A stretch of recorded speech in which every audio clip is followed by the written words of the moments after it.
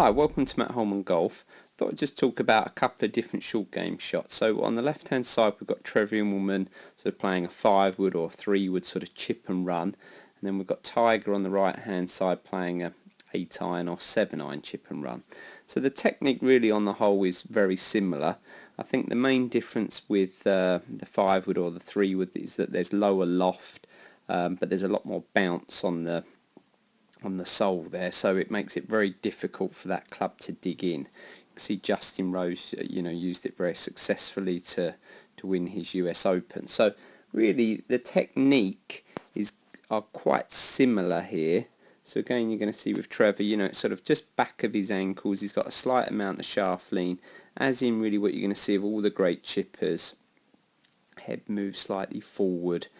And I tried to post this footage. It's very hard to find good short game footage, with the correct camera angles without the camera moving. So we can actually see the heads move slightly forward there.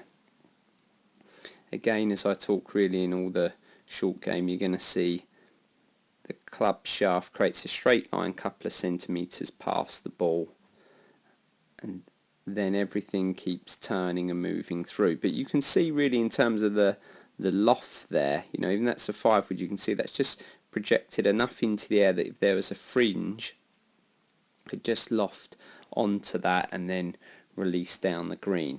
So Tiger's using a similar technique here, but with a 7-iron. And most of these guys will use, sort of depending on the distance of the shot or what they're trying to get the ball to do, they use a putting grip. That's definitely what Trevor's using on the left hand side here. Sometimes your normal hitting grip. So, and then plane wise, this is what we tend to see with this shot. Ideally the club's sort of on plane to slightly outside. We never want to see that club head under our shaft plane line. It's going to be looking at the ball more there. It's not rotating so open.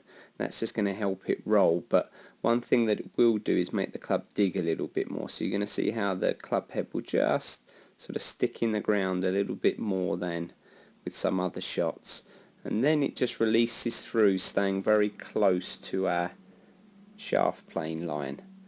I often see with guys I teach, they sort of work the club head too far inside and then everything out to right field too much. With too much rotation, the club's digging, the ball's rolling too much.